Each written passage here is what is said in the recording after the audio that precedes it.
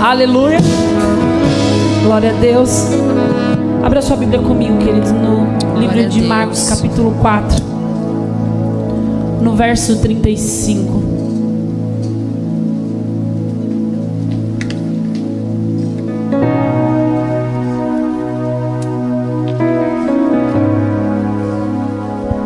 Capítulo 4, verso 35, no livro de Marcos.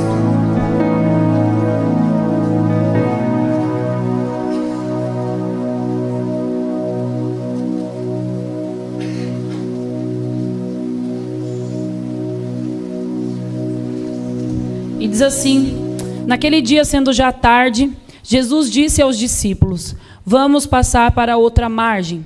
E eles, despedindo a multidão, o levaram assim como estava no barco, e outros barcos o seguiam. Ora, levantou-se grande temporal de vento, e as ondas se arremessavam contra o barco, de modo que o mesmo já estava se enchendo de água. E Jesus estava na polpa, dormindo sobre o travesseiro.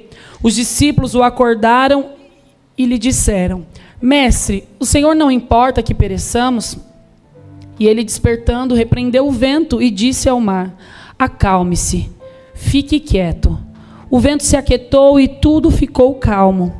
Então Jesus lhe perguntou: Por que vocês são tão medrosos? Como é que ainda não têm fé? E eles, possuídos de grande temor, diziam uns aos outros: quem é esse, que até o vento e o mar lhe obedecem? Capítulo 5. Jesus e os discípulos chegaram à outra margem do mar, a terra dos Gerazenos. Ao desembarcar, logo um homem possuído de espírito imundo veio dos túmulos ao encontro de Jesus. Esse homem vivia nos túmulos e ninguém podia prendê-lo, nem mesmo com correntes, porque tendo sido muitas vezes preso com correntes e cadeias, as cadeias foram quebradas por ele e as correntes foram despedaçadas, e ninguém conseguia dominá-lo. Andava sempre de noite e de dia, gritando por entre os túmulos e pelos montes, indo-se com pedras. Quando de longe viu Jesus, correu e prostrou-se diante dele, gritando em alta voz: O que quer comigo, Jesus, Filho de Deus Altíssimo? Porque peço-lhe que não me atormente. Jesus tinha dito a ele: espírito imundo, saia desse homem. Então Jesus lhe perguntou: qual é o seu nome? Ele respondeu: Legião é o meu nome, porque somos muitos. E pediu-lhe com insistência que não os mandasse para fora do país. Ora, uma grande manada de porcos estava postada ali pelo monte. E os espíritos imundos pediram a Jesus: mande-nos para os porcos, para que entremos neles. E Jesus o permitiu. Peraí, gente. Só um minuto que agora saiu daqui.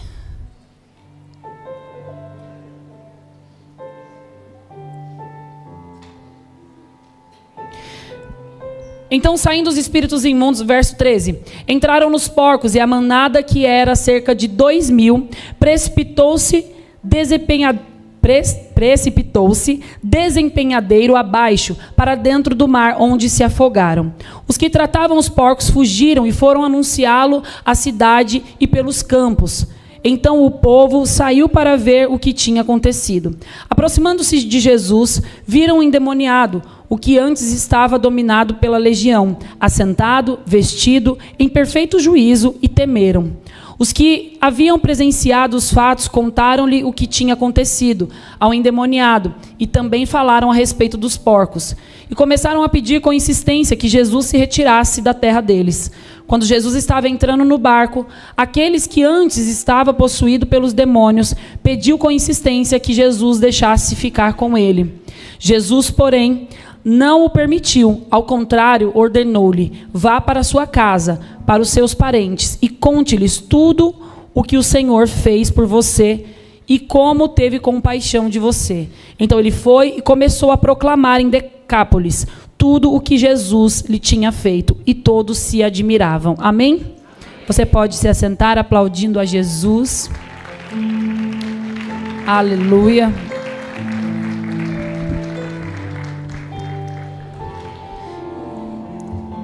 Queridos, essa vigília foi uma vigília que foi pega de surpresa. Não só a vocês, mas a nós também. E hoje eu estava orando ao Senhor, antes de nós iniciarmos a célula, e eu pedi a Deus que trouxessem pessoas que precisassem ver além da tempestade. Eu disse: Deus, leva pessoas para aquele lugar que precisam enxergar além da tempestade. E o que são tempestades? As tempestades, elas são algo que vem sem avisar. Ninguém é avisado que vai vir uma tempestade. Eu não estou falando de uma tempestade que você vê que no jornal é anunciado, ou você olha no seu celular na previsão do tempo. Eu estou falando sobre tempestades da nossa vida. Elas vêm sem avisar, elas chegam de repente, e quando você vai ver, você já está no meio daquela tempestade. Mas eu quero já de imediato dizer algo nessa noite: que nenhum vento contrário contra mim e contra a sua vida muda o decreto de Jesus sobre nós. Aquilo que Deus já liberou sobre a nossa vida. Nenhum decreto de ventania, nenhuma ventania contrária vai mudar o decreto que Jesus liberou sobre a minha e sobre a tua vida. Aqueles discípulos haviam recebido um decreto de Jesus que eles tinham que atravessar para o outro lado da margem. Mas no meio do caminho, uma tempestade, ela se levantou contra eles para que impedisse deles chegassem do outro lado, para que eles não chegassem do outro lado da margem. Mas aquelas tempestades, aquela ventania, não impediu que o decreto que Jesus falou, que o decreto que Jesus liberou sobre eles acontecessem. Nós tivemos o privilégio de estar no Mar da Galileia, em Israel, há 2 anos e meio atrás, mais ou menos. E nós pudemos ver que é chamado o Mar da Galileia, mas ele não é bem um mar. Ele é um lago. Ele é um lago que ele é cercado, é encurralado por montanhas. E quando você sai de um lado da margem, é possível você ver o outro lado. Quando você entra dentro do barco, nós atravessamos ele de barco, lá na Galileia, em Israel. Quando nós entramos dentro do barco, você consegue ver nitidamente o outro lado da margem. Porque ele não é um mar, né? Ele é chamado de Mar da Galileia, mas ele é um lago. Ele não é tão grande, ele não impede que você veja o lugar para onde você vai. Só que a tempestade que se levantou naqueles discípulos, naquele barco, naquele dia com os discípulos, ela foi tão grande ao ponto de eles acreditarem que eles iam perecer, que eles iam morrer. As tempestades, quando elas chegam às vezes na nossa vida, elas têm de trazer esse peso para nós, de nos impedir de enxergar aonde nós vamos chegar. Elas querem nos impedir de enxergar. Era possível ver o outro lado da margem, mas a tempestade, a ventania contrária, queria fazer os discípulos desacreditarem no decreto que Jesus havia liberado para eles, mesmo eles vendo tudo aquilo que Jesus já havia feito. Por isso Jesus pergunta para eles: vocês ainda não têm fé? Por que vocês têm medo? Ou homens de pequena fé, por que vocês temem? Vocês já não viram tudo que eu fiz? Era como se Jesus estivesse dizendo: vocês não conseguem enxergar, sabe? Às vezes Jesus faz coisas na nossa vida, Deus muda decretos na nossa vida, nós vemos milagres, nós vivemos coisas na nossa vida. E aí quando uma tempestade se levanta, ela tenta apagar tudo aquilo que Ele já fez. E mente para nós dizendo: não, você não vai chegar do outro lado. Ela nos faz ficar tão cegos, porque a ventania é tão forte que não nos deixa enxergar do outro lado da margem. Não nos deixa enxergar que além da tempestade existe uma promessa, que além da tempestade existe um propósito, que além da tempestade existe algo que Ele disse que nós viveríamos. Nós temos o hábito de crer muito mais naquilo que nós estamos vendo do que naquilo que Deus falou e liberou para nós. Nós temos muito mais o hábito de olhar as circunstâncias ao nosso redor do que crer naquilo que Deus disse. Sabe, às vezes Deus liberou uma palavra sobre a sua vida. Existe uma palavra que Deus liberou sobre a minha vida quando eu tinha 16 anos de idade. Ele disse, através de uma pastora que cuidou muito de mim, ela disse para mim assim: Deus está te dizendo para você batalhar pelo seu lar. Porque a palavra de Deus vai se cumprir na sua casa. Você e a sua casa servirão ao Senhor Jesus. Aquela era a minha causa. Eu tinha uma palavra, mas no meio do caminho muitas tempestades se levantaram. Mas quando as tempestades se levantam, nós precisamos focar do outro lado da margem. Nós precisamos ver que se Jesus disse, atravessemos para o outro lado. Então não importa o que vai acontecer no meio desse percurso, não importa o que vão falar no meio desse percurso, não importa como serão os ventos no meio desse percurso, eu vou chegar do outro lado da margem. Eu vou ver a minha família se convertendo ao Senhor Jesus. Eu vou ver o meu milagre, eu vou ver a promessa, eu vou ver aquilo que Deus já liberou sobre a minha vida, aquilo que Jesus já disse que eu viveria. Não importa quais são os níveis dos ventos, quais são os níveis da tempestade, é possível ver o outro lado. Além da tempestade, queridos, tem uma promessa de Deus sobre a nossa vida. Amém? Nós podemos perder o controle. Eu penso que aqueles discípulos, eles estavam dentro de um barco e alguns deles eram pescadores e eles provavelmente conheciam aquele mar, eles sabiam o que eles estavam fazendo. Mas mesmo assim eles tiveram medo. Às vezes você sabe o que está fazendo e tem um controle da sua vida e tem um controle da sua empresa, e tem um controle da sua família, da sua casa, de tudo ao seu redor. Mas se uma tempestade se levanta contra você e você perde o controle, você pode ficar tranquilo que Jesus não perde o controle. Nós podemos perder o controle às vezes, mas Ele nunca vai perder o controle. Nós perdemos, Jesus não. E Ele estava lá, Ele estava na proa do barco. E os discípulos acordaram Ele dizendo: mestre, nós vamos morrer. E a Bíblia diz que Ele dá uma ordem para aquela ventania, para que ela se acalme. E os discípulos ficam confusos entre eles, dizendo: quem é esse que até o vento e o mar lhe obedece? Deixa eu te dizer algo. Antes deles entrarem no barco, você lendo os capítulos antes, você vai ver que Jesus, ele estava ensinando. Só que de repente Jesus ele faz uma transição da teoria para a prática. Antes disso ele estava sentado com os discípulos, ele estava ensinando a multidão, mas quando ele entra no barco, ele leva os discípulos para a prática. Porque se você aprender só na teoria, você não vai conseguir. Você precisa viver, você precisa praticar. Ouvir, tudo bem, mas você tem que experimentar. Você tem que provar da fidelidade de Deus na sua vida. Você precisa ser forjado, o seu caráter precisa ser espremido para que o caráter de Cristo seja forjado em você. Jesus faz uma transição. Outra hora ele está explicando para os discípulos como é que tem que ser. E daqui a pouco eles colocam eles na prática. Na prática é mais difícil, mas a experiência vai te conduzir à promessa. A experiência vai te trazer maturidade para viver a promessa. Os discípulos perguntam para ele: mestre, não tem problema se nós perecermos, se nós morrermos? Essa é a pergunta que todos nós fazemos quando nós estamos no meio de uma tempestade.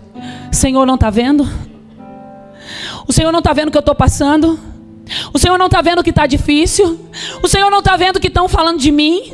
O Senhor não está vendo que estão me perseguindo? O Senhor não está vendo que estão me roubando? O Senhor não está vendo o que está acontecendo? O Senhor não está vendo que estão me julgando? Será que o Senhor não consegue ver? Essa é uma pergunta que todos nós fazemos no meio de uma tempestade. É uma pergunta que todos aqueles que estão encurralados fazem para Deus. O Senhor não está vendo? E muitas vezes, queridos, o silêncio de Deus brada. Alguém já ouviu o silêncio de Deus aqui? E isso me fez lembrar de alguém que Deus ficou em silêncio por um tempo. Alguém que era Jó, que sofreu 5 golpes nas 5 áreas da vida dele. Ele foi golpeado em todas as áreas da vida dele, em todas as áreas que você pode imaginar.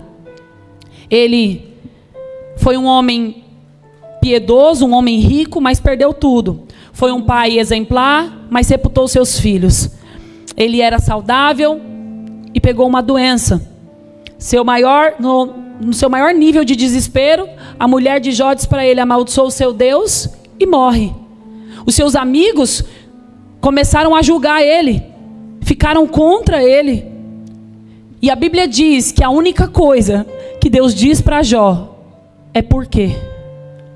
A pergunta que Jó faz para Deus é por quê.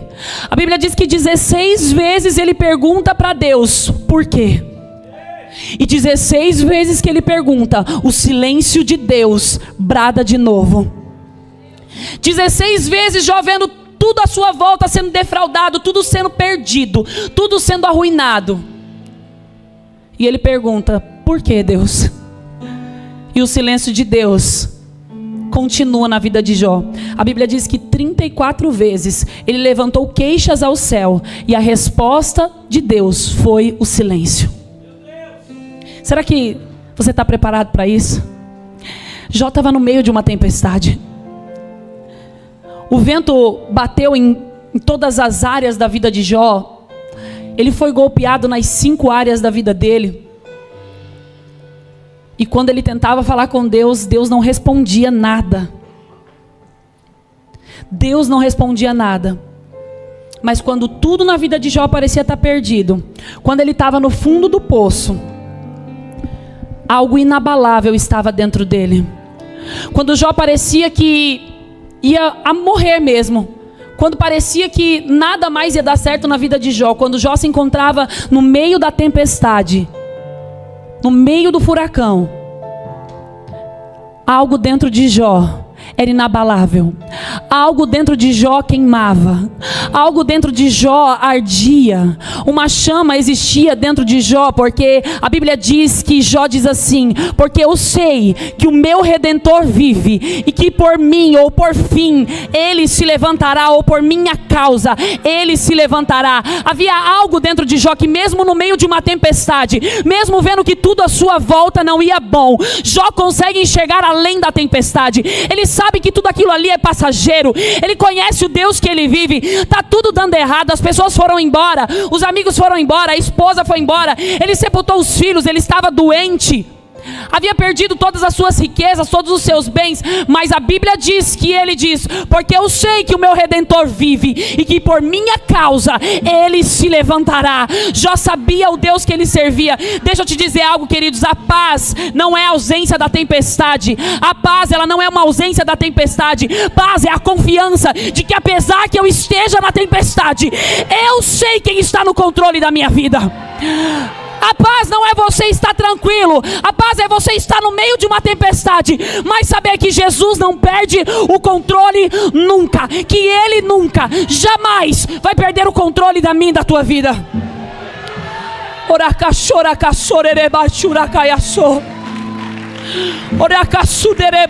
Sabe o que é isso? É você estar vendo uma situação na sua frente, e você olhar para a situação e dizer: eu sei que o meu Redentor vive, e por minha causa Ele vai se levantar.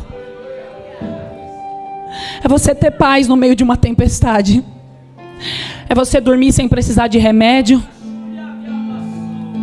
É você acordar feliz, mesmo sabendo que à tua volta existe uma tempestade. Existe uma tempestade querendo te derrubar, querendo te matar, querendo te afundar. Existe uma tempestade, existe uma ventania te balançando o barco para lá e para cá, tentando te fazer desistir. Existe Satanás e seus demônios dizendo: não vai conseguir, agora vai parar, agora vai desistir, agora vai esquecer que Jesus existe, agora volta para a boca de tráfico, agora volta para a prostituição, agora acabou. Existe demônios dizendo: ele vai parar, ele não vai conseguir, ele não vai permanecer, ele vai desistir. Mas dentro de nós existe algo inabalável que está dizendo: eu sei que o meu Redentor vive, e por minha causa ele se levantará.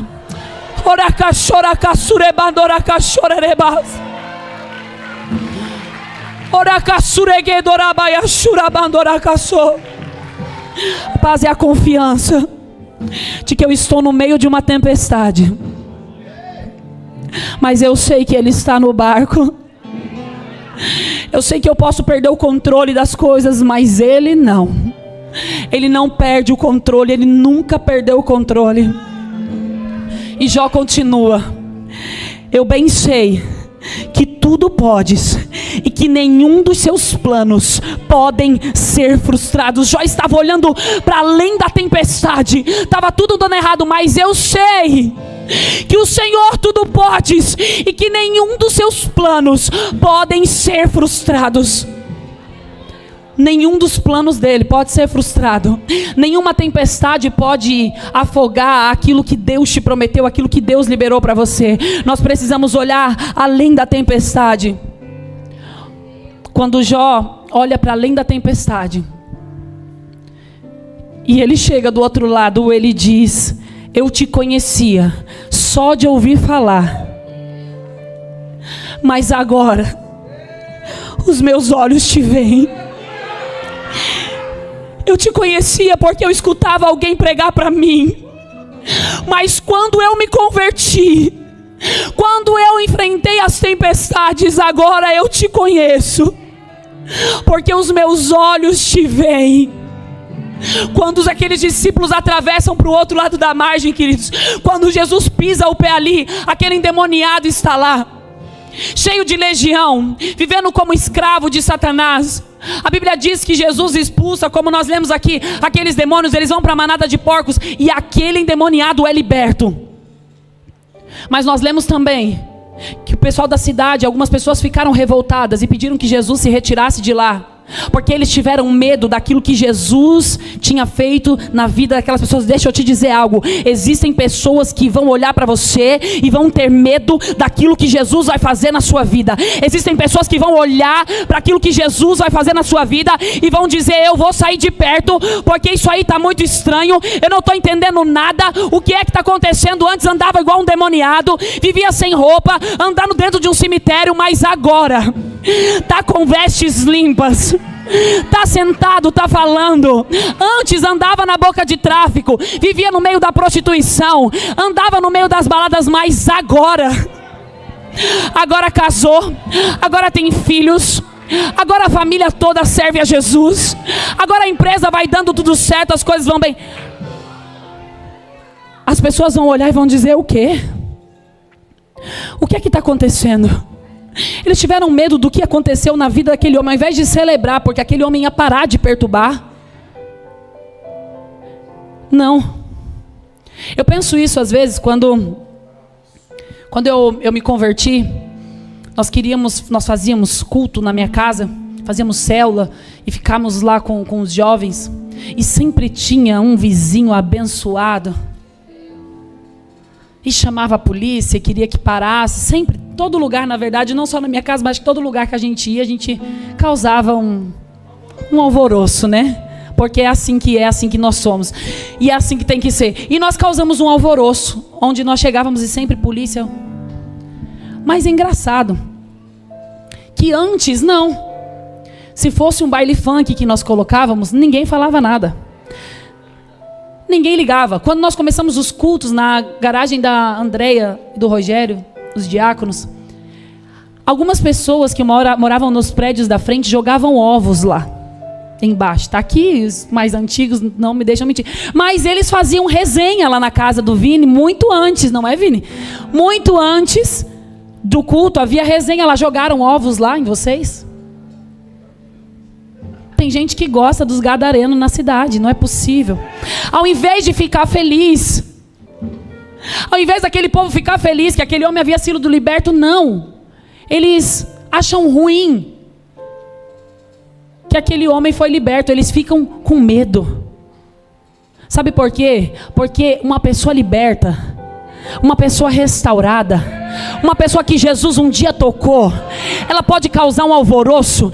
Deus faz na vida dela, mas o que Ele pode fazer através dela é ganhar toda uma Decápolis para Jesus, é ganhar toda uma cidade para Jesus, é mudar a história não só da sua casa, mas do seu bairro, da sua cidade, da sua nação, em nome de Jesus. É isso que Ele faz.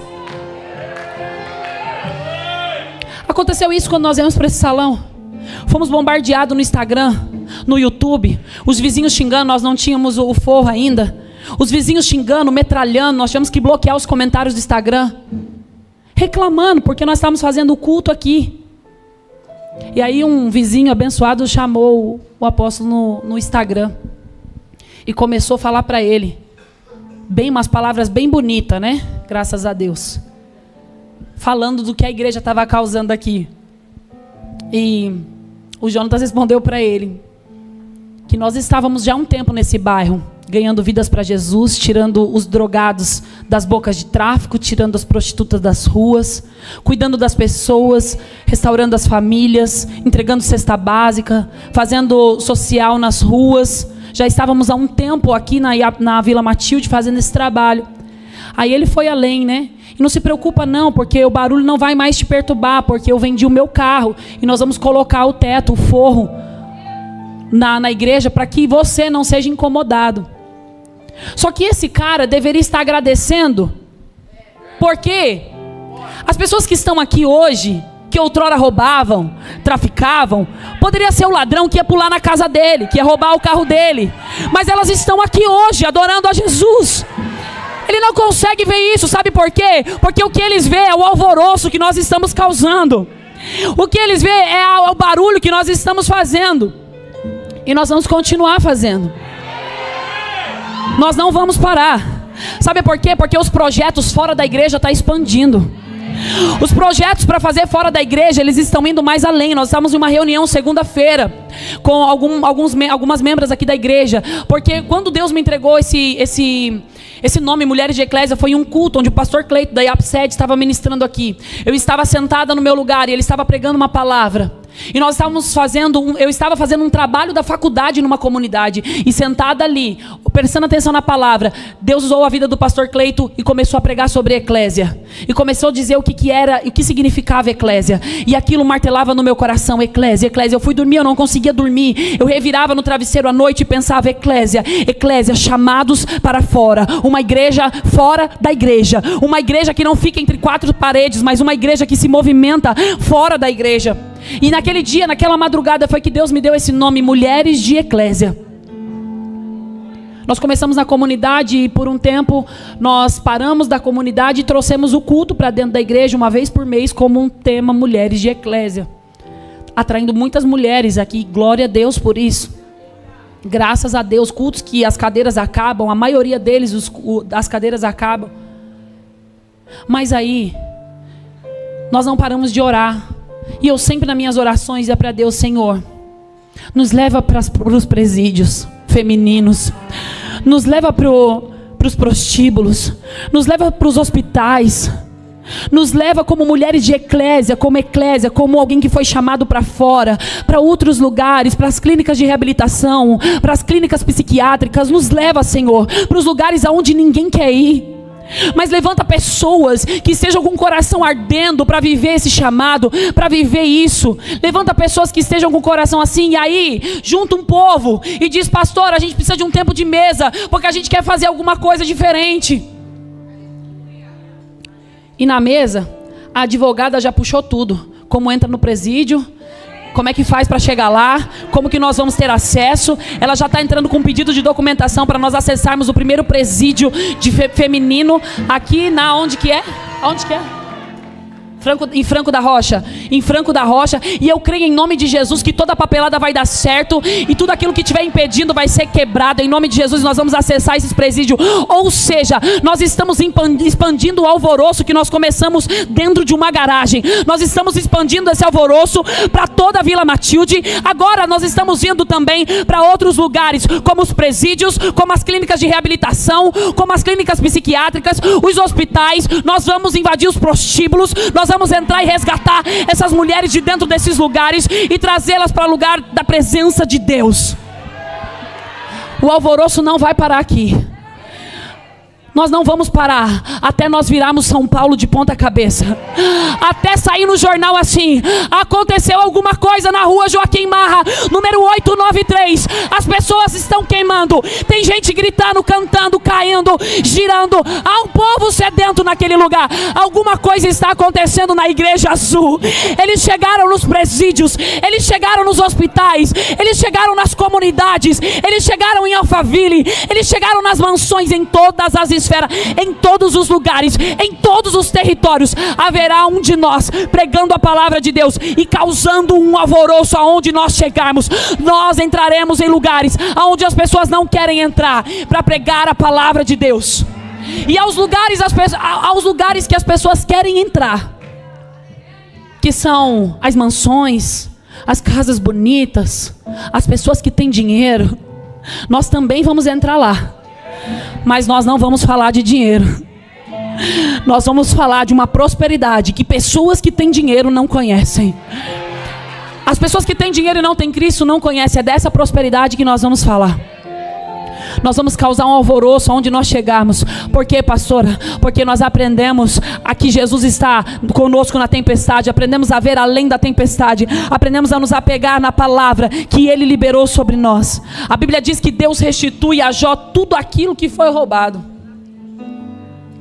Mas antes da tempestade, ele só conhecia de ouvir falar. Durante a tempestade, ele perguntava para Deus por quê. Mas sabia que o Redentor dele vivia e que de alguma forma se levantaria. Além da tempestade, já viu milagre, viu restituição, viu restauração, viu Deus entregando para ele tudo aquilo que o diabo tinha roubado, muito mais do que aquilo que ele tinha. Quando nós aprendemos a olhar além da tempestade, nós vamos ver milagres. Você vai ver a sua família se convertendo. Você vai ver a sua casa toda servindo a Jesus. Além da tempestade, você vai ver milagres. Você vai ver curas. Você vai ver libertações. Além da tempestade, Deus vai te usar para ganhar um gadareno, que Ele vai salvar Ele vai pregar para toda uma Decápolis. E todos aqueles que ouvirem irão se admirar, irão se converter a Jesus Cristo. Quantos creem nessa palavra?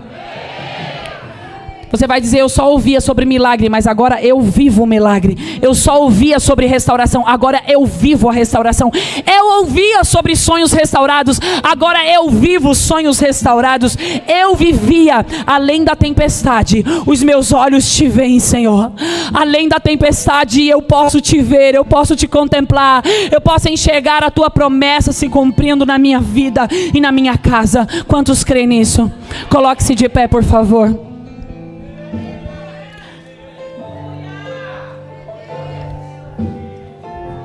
Eu bem sei que tu podes, Senhor, e que nenhum dos seus planos podem se frustrar. Nenhum dos seus planos podem se frustrar. Se você está no meio de uma tempestade, hoje eu quero te convidar a olhar, a enxergar além dela, a enxergar além do medo, além da insegurança, além da incerteza, além de quando você olha para uma situação e acredita que não vai acontecer nada, que não vai mudar, que as coisas não vão se acertar. Enxergue além da tempestade.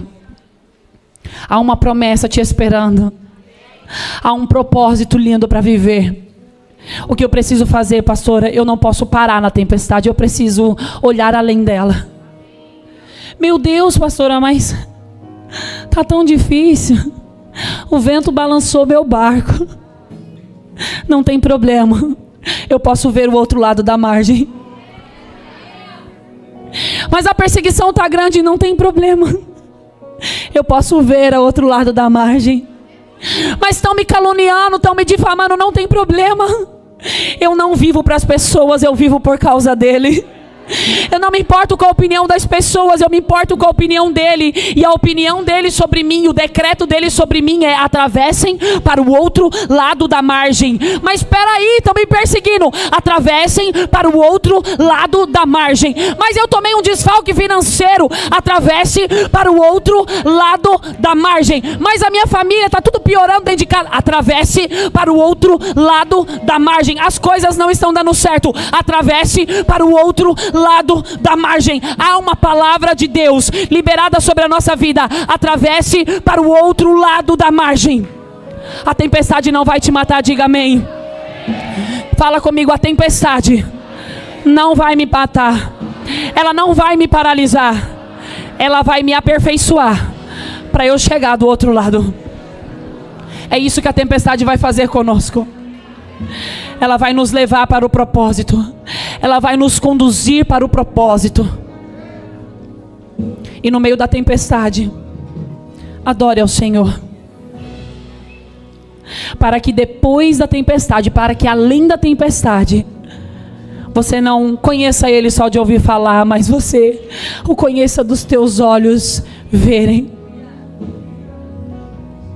Nos momentos mais difíceis da sua vida, você não vai ouvir falar de Jesus, você vai ver Jesus. Você não vai ouvir falar que Ele muda, você vai ver Ele mudando.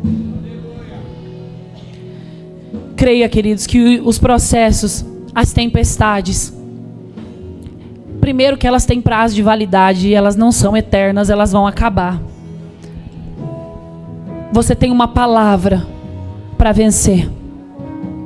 Você tem uma palavra para vencer. Diga amém, você tem uma palavra para vencer. Você já é um vencedor. Jesus disse: eu venci o mundo. Se vocês estiverem comigo, eu venci já. A parte mais difícil Jesus já fez, Ele já se entregou. E agora eu preciso ver além. Agora eu preciso ver além das minhas limitações, além dos meus problemas. Eu preciso ver além dessa ventania que está querendo impedir que eu enxergue o outro lado. Agora eu preciso ver além, para que eu possa viver as promessas de Deus. Feche os teus olhos comigo.